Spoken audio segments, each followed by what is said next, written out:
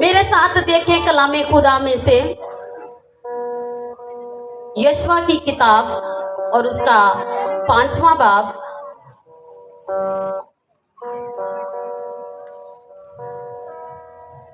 और उसकी 14वीं आयत से।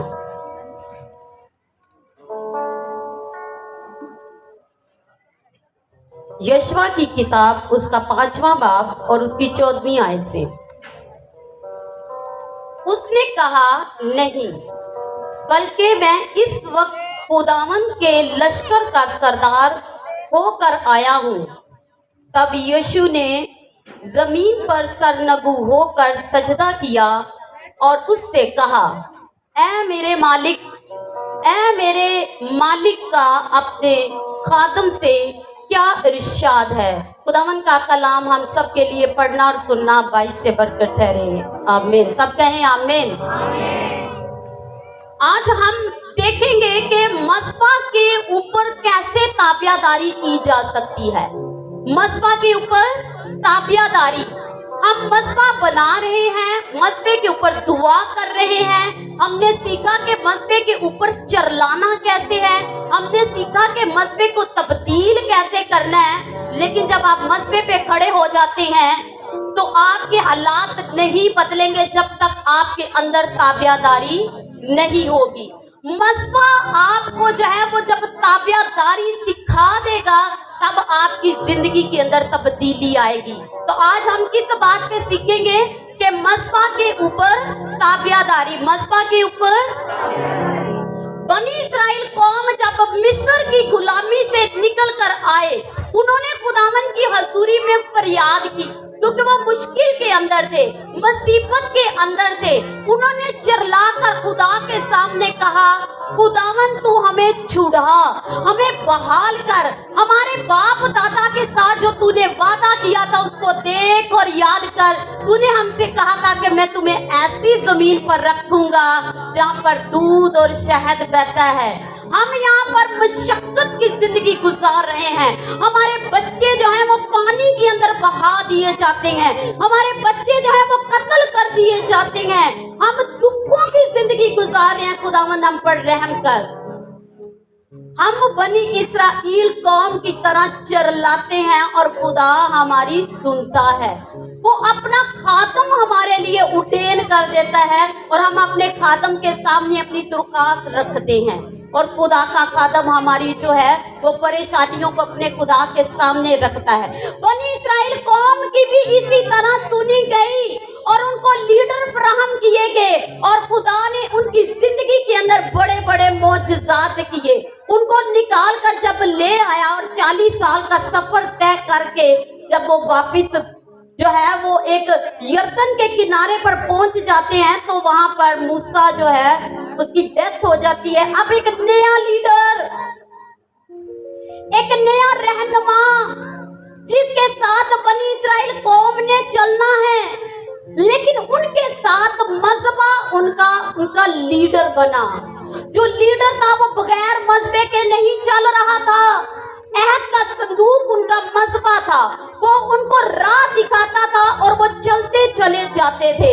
वो अपने उस मजबा के ऊपर सामने खड़े होते और दुआ करते और खुदा उनके लिए आसमान से मन को बरसाता, खुदा उनके लिए चट्टान में से पानी को निकाल देता, खुदा उनके लिए हवाएं पूर्वी चलाकर उनके लिए खाना मुहैया कर देता, क्योंकि खुदावन के मजबा के ऊपर वो फरियाद करते थे।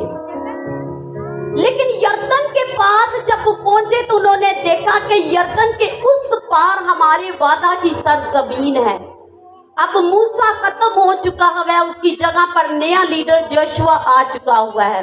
अब यशवा जो है वो क्या है, उसने अपने उस्ताद से यही सीखा था कि हर वक्त खुदा के घर में जो है उसकी हजूरी में रहना है। वो जानता है कि खुदा की हजूरी में रहकर जो है वो किस तरीके से उसकी ताबियादारी करके आसमान को खोला जा सकता है। वो जानता है कि कैसे पानी में से रास्ता बनाया जा सकता है, क्योंकि उसने सीखा। आज हम मजहबों के ऊपर जब तालीम सीख रहे हैं तो मजहबे के ऊपर हमें खड़ा होना आ जाएगा। जिस तरह यशवा ने अपने उस्ताद से सीखा, आज जब आप ध्यान देंगे कि मजहबे की तालीम के बगैर हम मज़बा नहीं बना सकते, तो फिर आप भी जो है वो जोशुआ की तरह और मूसा की तरह आपने खुदा की कुदरत के काम अपने घर में देखने वाले बनेंगे। हालेलुया। अब योशुआ जो है वो देखता है कि यरदन आ गया है, यरदन का पानी भी बहुत ऊंचा है, लेकिन बनी इस्राएल कौम को उस पार लेकर जाना है। और वो पहले से इस तजर्बे से वाकिफ था कि खुदा हमारा पानी के दो हिस्से करता है। हालेलुया। और उसने भी क्या किया कि जैसे खुदा ने उसको बताया और उसने पानी के यरदन के खुदा ने उसके लिए भी दो हिस्से कर दिए और उसके लिए भी वो खुश्क हो गया और बनी इस्राएल कौम पार निकल गई। अब बनी इस्राएल कौम को वो वादा की सरजमीन नजर आ रही है। अब वो जानते हैं कि हम अपने टारगेट को पूरा करने वाले हैं, लेकिन टारगेट के दरमियान में एक सामने में कोई चीज खड़ी है। वो चीज क्या है? वो यरू की दीवार है। आप यरू की दीवार से बहुत अच्छे से वाकिफ है, बहुत मर्तबा आपने इस कलाम को सुना हुआ है। यरू की दीवारें हमारी जिंदगियों के अंदर भी हैं। यहाँ पर बैठे हुए हर शख्स की जिंदगी के अंदर यरू की दीवार है। अब जोशुआ के सामने और बनी इस्राएल कौम के सामने भी आज यरू की दीवार है। खुदा की उस वादा की सरजमीन पर जाने के लिए, उस खूबसूरत लैंड के ऊपर जो है वो जिंदगी बसर करने के लिए दरमियान में क्या आ गई है? यरू की दीवार आ गई है। हमारी जिंदगी में यरू की दीवार क्या है? किसी को कैंसर है, किसी को शुगर है, किसी को कमजोरी है बदन की, किसी को जो है वो नाकामी का सामना करना पड़ रहा है, किसी को शर्मिंदगी का सामना करना पड़ रहा है, किसी के पास घर नहीं है, ये उसके लिए यरू की दीवार से भी बड़ी दीवार है। किसी के पास जो है बेरोजगारी है, उसका कारोबार फ्लॉप होता चला जा रहा है, तो समझ लें आपकी जिंदगी के अंदर यरू की दीवार खड़ी हुई है। यरू की दीवार जब तक आपकी जिंदगी में गिरेगी नहीं, तब तक आप उस खुशहाली को नहीं पा सकते हैं। लेकिन यरू की दीवारें गिराई कैसे जा सकती हैं? यरू की दीवारें जब आप अपने मज़बा पर खड़े हो जाएंगे, अपने मज़बा के ऊपर ताबियादारी दिखाएंगे, अपने आप को खुदा के सामने गिरा देंगे, तब आप यरू की दीवारें गिराने वाले बन जाएंगे। हालेलुया। तब आप अपनी जिंदगी से यरू की दीवारें गिराएंगे। आपकी जिंदगी का खौफ और डर जाता रहेगा, वो गिरेंगी और यीशु नाम से गिरेंगी। अब यशवा और बनी इस्राएल कौम जो है ना, वो यरदन के पार अब यरू की दीवार को देख रहे हैं। जोशुआ जो है वो एक जंगजू शख्स है, उसके ब्लड के अंदर, उसके खून के अंदर दलेरी है, उसके हाथ से तलवार कभी छूटती नहीं है। उसने पता नहीं हजारों लाखों आदमियों को कत्ल किया है, उसने अपनी तलवार से उनको मार गिराया है। वो बनी इस्राएल कौम का जो है वो खुदा की मर्जी से मुहाफिज बना रहा। यरू में वो जब 40 साल का था तो वो यरू के अंदर गया था। अब 40 साल के बाद फिर उसके सामने यरू आकर खड़ा हो गया। जब वो 40 साल पहले यरू के अंदर गया था तो वो एक जो था वो जसूस था, एक जो है वो तहकीकात करने वाला था। वो सारा सर्वे करके बस आ गया। उसने देखा उसके अंदर तो बड़े बड़े लोग रहते हैं। मैं अब इस्राइल कहता है वो जोशुआ और उसके साथ के लोग जो थे उन्होंने रिपोर्ट दी कि हम उन लोगों के सामने टिकते हैं। इतनी बड़ी कौम के लोग जो है वो यरू के अंदर जो है वो बसे हुए हैं। उन्होंने बताया कि वहां पर यरू की जो दीवार है वो तकरीबन 75 फुट ऊंची थी। यशवा के पास इस बात का एक्सपीरियंस था, उसने पहले भी यरू का जो है वो विजिट किया हुआ था, लेकिन यशवा डरा नहीं। यशवा के अंदर दलेरी है, उसको पता है कि वो उसके सामने 1000 भी बंदा आ जाएगा तो वो मार गिराएगा। उसको हर चीज का तजर्बा है, वो उसने खुदा की कुदरत को भी देखा हुआ है। लेकिन आज वो एक लीडर है और 80 साल का लीडर है। आज उसके जोर के अंदर कुछ फर्क है आज, लेकिन उसका स्पिरिचुअल लेवल जब वो पहले से ज्यादा है। पहले उसका ईमान था, पहले उसका भरोसा था, लेकिन आज वो ऐसा जंगजू बना हुआ है, जिसमें उसकी लीडरशिप है, जिसके अंदर उसका बहुत ज्यादा तजर्बा है, जिसके अंदर उसने बहुत सारे लोगों को मार गिराया है, लेकिन उस दीवार को देख के बड़ा परेशान हो गया। बनी इस्राएल कौम भी जो है वो भी देखकर परेशान है कि इतनी बड़ी दीवार है, ये हमें उस पार कैसे जाने देगी। और इसके अंदर जो लोग रहते हैं वो जिन और देवताओं से भी ज्यादा भारी और भयानक किस्म के लोग हैं। अब इस्राएल और जोशुआ ये सोच रहा है कि मैं और मेरे लोग इनका मुकाबला कैसे करेंगे।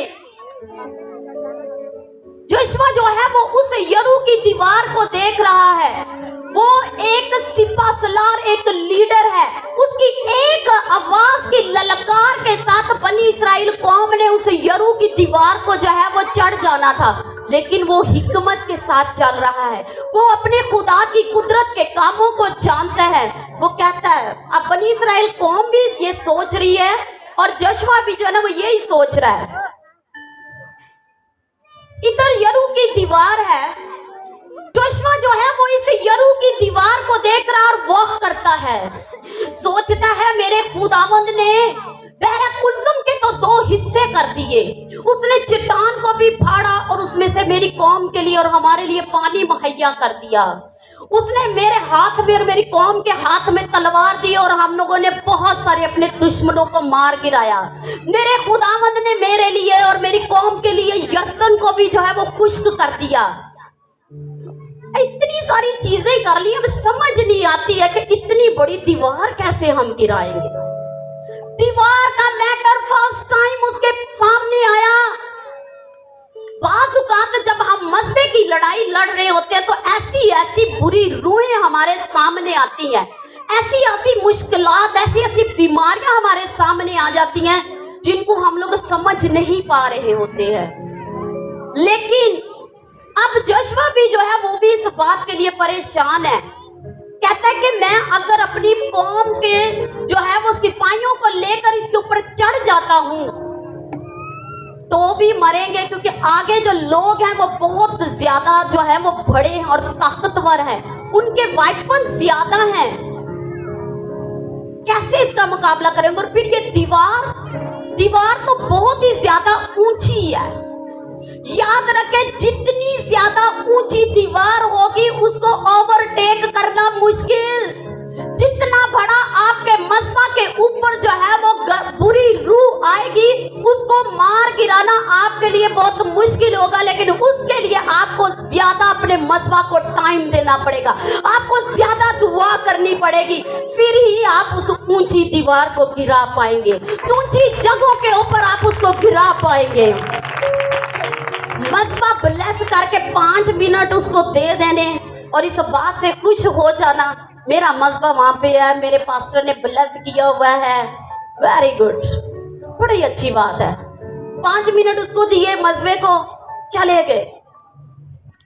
ऊंची दीवार जब आएगी तो तब आपकी 5 मिनट की दुआ जो हुए उसको नहीं गिरा सकती। याद रखे बुरी रूहें भी ऊंचे मकामों के ऊपर ही रहती हैं, वो जब आपके ऊपर अटैक करती हैं, उन ऊंचे मकामों से जब वो आपके ऊपर अटैक करती हैं तो तब आपको होश नहीं रहती है। रीजन तालीम की कमी है, वजह आपको समझ नहीं है कि उनके साथ लड़ना कैसे है, वजह कि आपने मजबा तो बना लिया है लेकिन उसके ऊपर फाइट करने का तरीका नहीं आता है। तरीका तब ही आएगा जब आप सुनेंगे, जब उसको जो है वो अपनी लाइफ के अंदर अप्लाई करेंगे। बाइबल इन चीजों से भरी हुई है।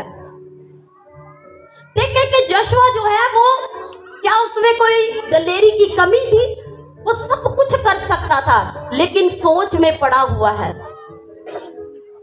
वो जोशुआ और उसकी कौम देख रही है कि दीवार बहुत बड़ी है, इसको ओवरटेक करना मुश्किल। कैंसर की बीमारी भी हो जाए ना तो हम कहते बस खत्म, अब यहाँ तो आर या पार, बस अब इसका कोई हल ही नहीं है। लेकिन मैंने अपने यहाँ पर चर्च के अंदर बहुत सारे ऐसे कैंसर के मरीजों को ठीक होते हुए देखा है यीशु के नाम में, हालेलुया। और उनकी जिंदगियों के अंदर तब्दीली आई है। जहां पर डॉक्टरों की और आपकी सोच खत्म होती है, वहां पर आपके मजबे का खुदा बोलना शुरू कर देता है। जहां पर देखे कि यशवा सोचने लगा और बनी इस्राएल कौम के ये यरू की दीवार को गिराना मुश्किल है, वहां पर ही उसको मजबा अपना याद आ गया। यशवा सोचने लगा, कहने लगा कि यरू की दीवार के पीछे, और कौम कहने लगे कि इस यरू की दीवार को हम देख रहे हैं लेकिन उसके पीछे खुदा का क्या प्लान है उसको तो हम समझ ही नहीं रहे हैं। मजबा बनाकर हम खड़े हो जाते हैं लेकिन मजबे के ऊपर हमारे खुदा का हमारे लिए क्या प्लान है नहीं जानते हैं। यशवा इस तालीम से वाकिफ था। अब वो ये सोचने लगा, कहने लगा कि यरू की इस दीवार के पीछे मेरे खुदा का क्या प्लान है। इस बार वो हमें तलवार के साथ तो नहीं लेके चलेगा। इस प्लान के अंदर खुदा भी अपने दुश्मन की तरह हर बार अपना जो है वो प्लान बदल देता है। यशवा सोचने लगा, कहने लगा कि हम तो इस दीवार को देख रहे हैं लेकिन खुदा किस चीज को देख रहा है। खुदा किस चीज को देख रहा है। जब आप अपनी बीमारी में, जब आप अपनी कमजोरी में, जब आप अपनी तकलीफ में, अपनी मुश्किल के अंदर उसको सामने रख के ना रिपोर्टों को देख रहे होते हैं, बस आप रिपोर्ट देख रहे होते हैं, बीमारी और कमजोरी को देख रहे होते हैं, आप ये नहीं देखते कि इसके पीछे खुदा का क्या प्लान है, खुदा इसके पीछे क्या देख रहा है। जोशुआ को जब ये बात याद आ गई, यशवा को याद आया कि मेरे बाप दादा का खुदा जो इब्राहिम, इसहाक और याकूब का खुदा है, उसने इब्राहिम को जब वो 75 साल का था तो कोई औलाद नहीं थी, कमजोर और लागर शख्स था, उसने भी उम्मीद उतार दी थी। उसने भी यही सोच लिया था कि अलीअज़र, इस्माइल या मेरा भतीजा लूत जो है ये मेरे वारिस होंगे। लेकिन खुदा ने जब इब्राहिम जो है वो अपने मजबा के ऊपर इस बात को सोच ही रहा था ना कि मेरी कोई औलाद नहीं, मैं बे औलाद ही इस जमीन से जाऊंगा, तो खुदा ने उसको मजबा से उठाया। खुदा ने कहा कि इब्राहिम अपने खैमा से बाहर चला जा, बाहर जाकर उस आसमान को देख। इब्राहिम ने खुदा के हुक्म की ताबियादारी की। मजबा आपको ताबियादारी दिखाएगा तो आपका छुटकारा है। आप जितना मर्जी ढीठ बने रहें, आपका छुटकारा नहीं है। आप मजबे के ऊपर खड़े होकर अपनी रिपोर्टें पकड़ के उसके ऊपर वाह वेला करते रहे, आपकी आजादी नहीं हो सकती है। आपकी आजादी तब होगी जब आप अपनी रिपोर्ट पकड़कर अपने खुदा के सामने अपने आप को सरेंडर करेंगे, तब आप हील होते चले जाएंगे यीशु के नाम में। हालेलुया। यशवा सोचने लगा कि मेरे खुदावंद ने इब्राहिम से कहा कि बाहर खैमा से निकल जा और जाकर आसमान के सितारों को देख। इब्राहिम बाहर निकला और उसने आसमान के सितारों को देखा, कहता बहुत सारे हैं, बहुत सारे। खुदा ने कहा कि तेरी औलाद भी इन्हीं की मानद होने वाली। Hallelujah, praise the Lord. लेकिन इब्राहिम जो है ना वो सितारों को देख रहा है जैसे हम बस अपनी रिपोर्ट और अपनी बीमारी को देखते हैं। वो भी ईमानदार जरूर है। 75 साल की उम्र में खुदा के साथ चलने के बाद भी खुदा ने उसको क्या बोला, इब्राहिम कामल रफ्तारी पकड़। इब्राहिम ने भी बस सितारों को देखा, कहता बहुत शाइन कर रहे हैं खुदा ने उसको कहा कि मैंने कहा कि तेरी औलाद इन जैसे होगी। खुदा की नजर से इब्राहिम नहीं देख रहा, वो अपनी नजर से देख रहा है। जैसे यशवा जो है वो अपनी नजर से यरू की दीवार को देख रहा, खुदा की नजर से नहीं देख रहा। हम भी अपने मजबा पर खड़े होकर अपनी नजर से अपनी मुश्किलों को देखते हैं, अपनी कमजोरियों को देखते हैं, ये नहीं देखते कि इसके पीछे खुदा क्या देख रहा है। क्यों जो हमारी आंखें बंद है, हमारे दिमाग बंद है, हमने अपने आप को ढीला छोड़ दिया हुआ है बुरी रूहों के ताबिया करके, जोर नहीं पकड़ रहे हैं। इब्राहिम को खुदा ने जब बोला तो वो कहता खुदावन सितारे हैं, खुदावन ये जो है वो यहोवा पाक को खुदा देख रहा है, इसके पीछे याकूब है, इस सितारे के पीछे जो है वो इसहाक है, यूसुफ है, लाखों करोड़ों ईमानदार खड़े हैं जिसमें आज हम भी शामिल हैं। खुदा के बंदा इब्राहिम की औलाद है। हालेलुया। और खुदावंद के इस वादा को हम अपनी जिंदगी के अंदर पूरा होता देख रहे हैं। इब्राहिम की आंखें खुल गई, इब्राहिम ने देखा कि सितारों के पीछे जो नजर आ रहा है मेरे खुदा को मेरी औलाद, कहता है कि खुदावन तेरा शुक्रिया, खुदावन तेरा शुक्रिया, क्योंकि तूने मुझे भी अब रोशन आंखें दी और मैं अब इसी पर खड़ा रहूंगा कि मैं ईमानदारों का बाप बनने वाला हूँ। कहा एक औलाद के लिए तरस रहा और खुदा ने उसको सितारों के बराबर औलाद अता फरमा दिया है। प्रेज, खुदावंद हमारा कुदरत वाला खुदा है। अब जोशुआ जो है वो भी इसी बात को देख रहा, कहता है कि इब्राहिम को खुदा ने उसके सितारों के पीछे का हाल बताया, तो मैं इस दीवार को ही देखता चला जा रहा और मेरी कौम वो अपने मज़बा पर गया, उस मज़बा के ऊपर पास खड़े होकर वो खुदा के सामने जो है वो गिड़गिड़ाने लगा। वो यकीनन कहता होगा खुदावन कैसे मुझे दिखा, मेरी आंखों को वो रोशन कर दे और मुझे दिखा कि यरू की दीवार के पीछे और तू क्या करने वाला है हमारे लिए। ये मज़बा की जंग है। आप अपने मज़बा पे खड़े हो जाए अपनी कमजोरी के साथ, बोले कि खुदावन ये कमजोरी आई है, ये बीमारी आई है, ये बुरी रूह आई है, इसने मेरे घर के लोगों को झगड़ा है, इसके पीछे तेरा क्या प्लान है, मुझ पे वो शो कर खुदावन। खाली मज़बे को लपेट के घर में ना रखे। इस बात से खुश ना हो कि पास्टर ने इसको ब्लेस किया है, ये एक ब्लेस चीज मेरे घर के अंदर है, प्लीज इसको वक्त दे। इसको जब आप वक्त देंगे तब आपकी बहाली होगी, तब आपका छुटकारा होगा। अब जोशुआ देखें, जोशुआ वो खुदा के मज़बा के सामने खड़ा हो गया, उसको अपनी एक बड़ी प्रॉब्लम नजर आ रही है। हमारा यीशु मसीह जैसी आंखें रखता है, हमें वैसी आंखें रखनी अपने मज़बा के ऊपर। खुदावन यीशु मसीह नासरी से कहे, ऐ खुदावन जैसी तेरी आंखें आग की शोला की मानद है, जो दिल और ख्यालों के भेदों को जानती और समझती है, जो दूर ही से परख लेती है, वो आंखें मुझे अता कर दे खुदावन। हालेलुया, प्रेज खुदावन के नाम को जलाल। हमारा यीशु के पास यायर आया और उसकी बेटी मर गई।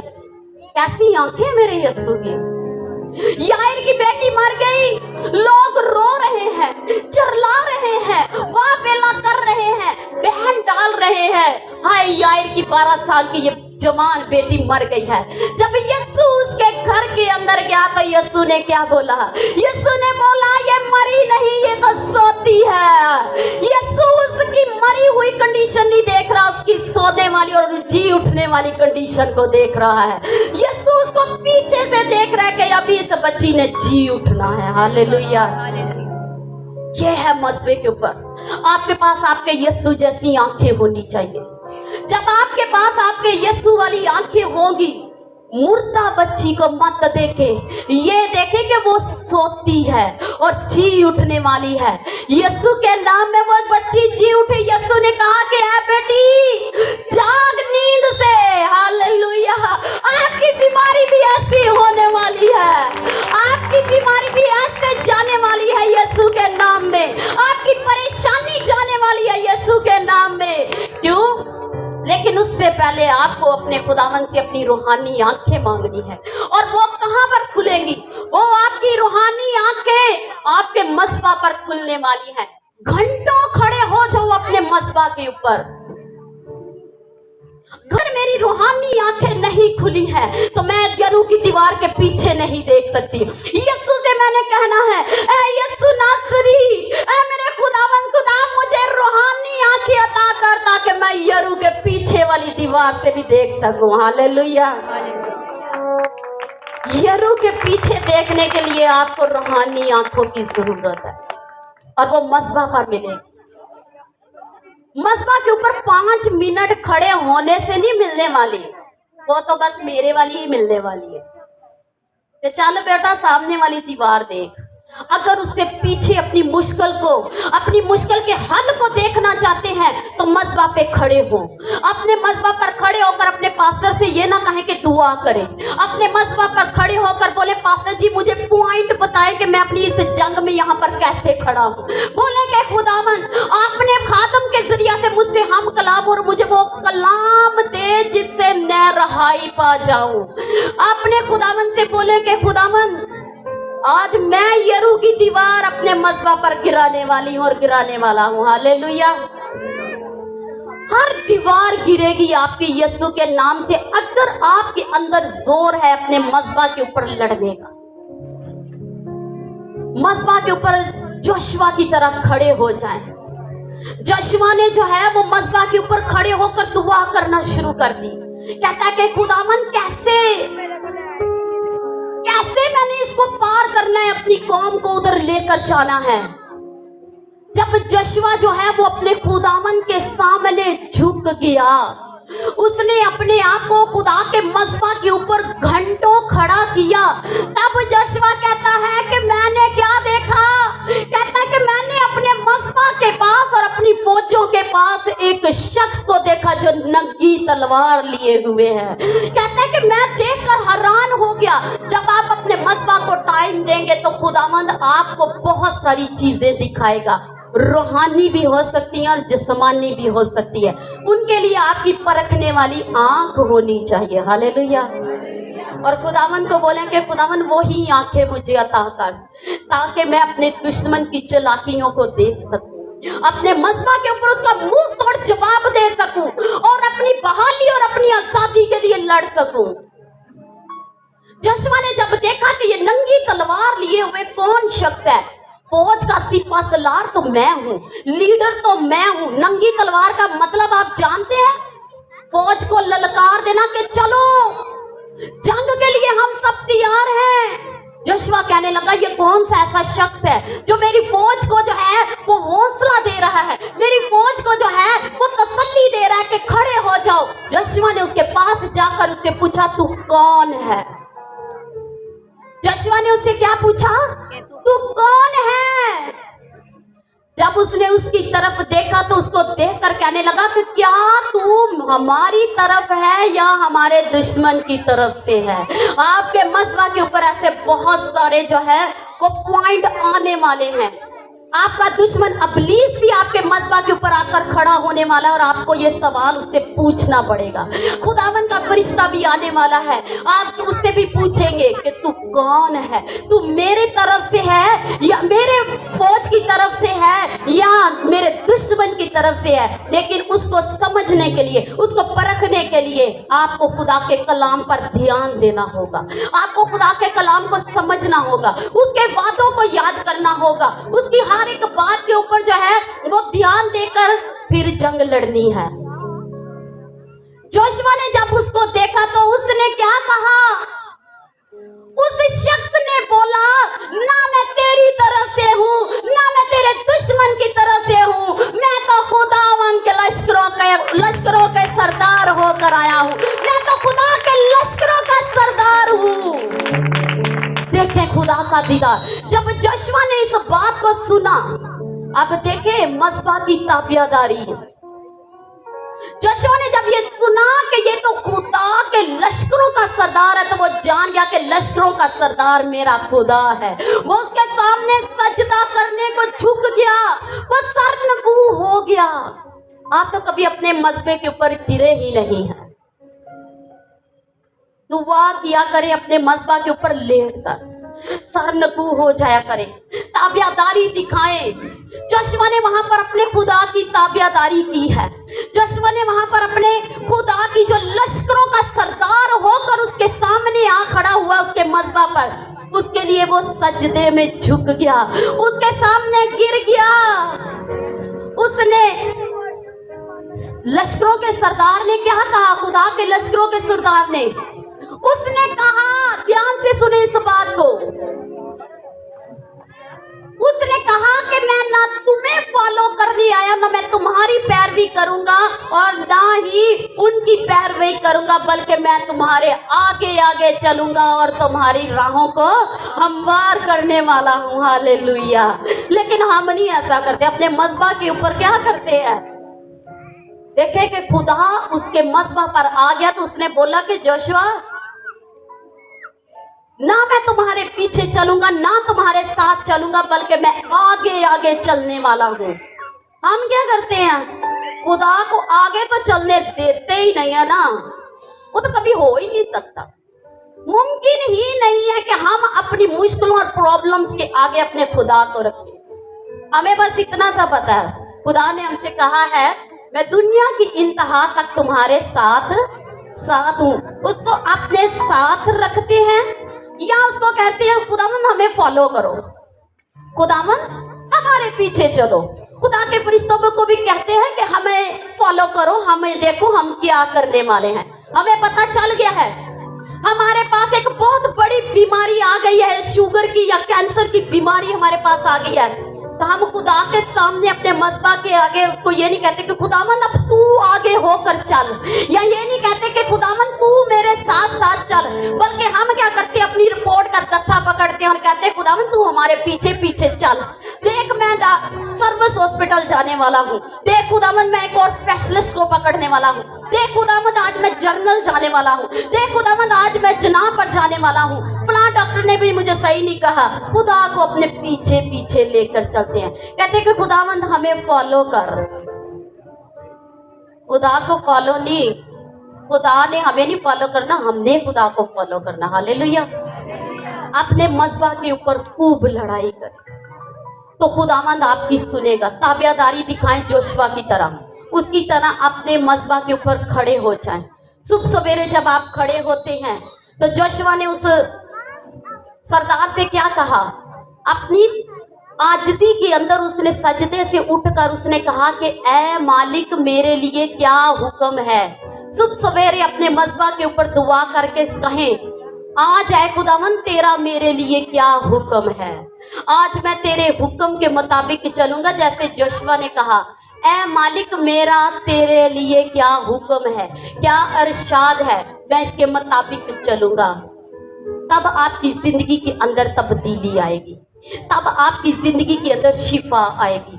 अपने मज़बा के ऊपर ताबियादारी करना सीखें, अपने मज़बा के ऊपर खुदा के सामने अपने आप को कुंडे ले जोशुआ की तरह, तब खुदा आपको प्लान देगा। तब खुदा ने कहा कि यरू को गिराने के लिए 6 दिन इसके चक्कर लगा और 7वां दिन 7 चक्कर लगाकर बड़ी ललकार के साथ अपने दुश्मन को जो है वो पुकारना, उसके सामने ललकार देना, तो ये दीवार तुम्हारे लिए गिर जाएगी यीशु के नाम में। हालेलुया। ये है मज़बा के ऊपर ताबियादारी।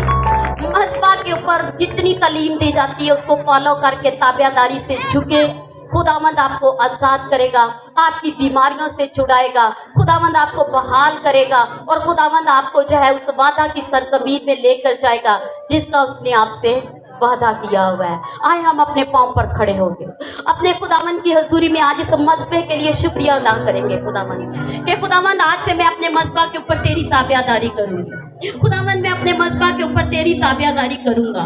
खुदावंदों के खुदा तू मेरी मुश्किलों में मेरा हल्ले मुश्किलात है। आप दुआ करना शुरू करें, अपने हाथों को बुलंद करें, क्योंकि बगैर दुआ के आपकी आज़ादी और बहाली नहीं होने वाली है। खुदावंद की हजूरी में बोलना शुरू करें, खुदावंद मैं तेरे हुक्मों पर चलूंगा और आज हर तरह की यरू की दीवार जो मेरी जिंदगी के अंदर है आज वो खोखली होने वाली है। दुआ करते जाए, दुआ करें, आज यरू की दीवारें आपकी जिंदगी की खोखली होने वाली है, खोखली होने वाली है, इनको खोखला कर दे। आज अपनी दीवारों को खोखला कर दे यरू की को, ताकि वो एक पल में ही गिर जाए अपने वक्त पर आकर। दुआ करें, खुदावंद तेरा शुक्रिया, खुदावंदों के खुदा तू मेरा मज़बे का खुदा है, तू इब्राहिम इसहाक का खुदा है। आज तू छुड़ाएगा और बचाएगा और हमें सरफराज करेगा और हमें ब्लेस करेगा अपनी कुदरत वाले हाथों के साया के नीचे। Praise hallelujah. हम यही दुआ पास्टर मकसूद के साथ मिलकर करेंगे। हालेलुया। आए सब अपना आंखों को बंद करेंगे, हम दुआ करते हैं। ऐ कदूस मेहरबान खुदावंद असली अब्दी बादशाह के बादशाह खुदावंद के खुदा, तुझे जोर और कुव्वत में सबसे बढ़कर और तेरी मानत कोई नहीं है। यहोवा खुदा, यहोवा शामा, यहोवा रफा, तुझे जोर मेरा है। ऐ खुदावंद तू चट्टान मेरी है। ऐ मेरे खुदा, ऐ मेरे खुदा, मैं तेरा शुक्रिया अदा करता हूँ आज के इस खूबसूरत मैसेज के लिए। खुदावंद तू जो यरीहो की दीवार को तोड़ने की कुदरत रखता है, आज हर तरह की बीमारी जो यरीहो की दीवार की तरह हमारी जिंदगी के अंदर खड़ी है, हर वो मोकल, हर वो शैतानी कुव्वत जो यरीहो की दीवार की तरह हमारी जिंदगी के अंदर खड़ी है, यीशु के नाम से, ऐ खुदा तेरे बेटे यीशु के नाम से आज हर वो दीवार, हर वो बीमारी, हर वो कमजोरी, हर वो निकामी, हर वो शुनिंदगी, अपने इसका हर प्लान यीशु के नाम से यरू की दीवार की तरह चकनाचूर हो जाएगा यीशु के नाम से। ऐ बाप आज अपनी बेटियों और बेटों को जोर दे, कुव्वत दे, हिम्मत की रूह से फिर कर, ताकि हर वो नाकामी का जुआ इनकी लाइफ में से ब्रेक हो और वे जिंदगी पाए और कसरत की जिंदगी पाए यीशु मसीह नासरी के नाम से। आमीन। हालेलुया।